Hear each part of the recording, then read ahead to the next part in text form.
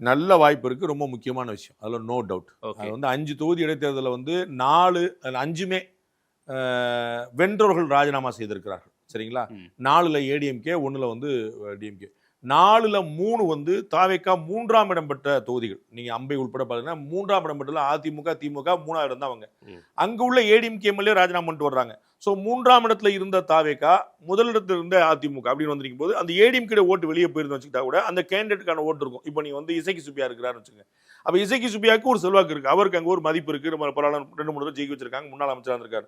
தாவேக்காவுடைய ஓட்டு இருக்கு. ரெண்டும் சேர்ந்து பை எலெக்ஷனு, அரசு இயந்திரம் துணை இருக்கலாம். இது எல்லாமே சேர்ந்து வச்சு பண்ணலாம். எதிர்க்கட்சிகள் இது எப்படி வியூகம் அமைக்கிறாங்க பொறுத்து நிற்குது. 5க்கு 5ம் தாவேக்கா தோத்தா பெரிய செட்பேக்கா மாறும்.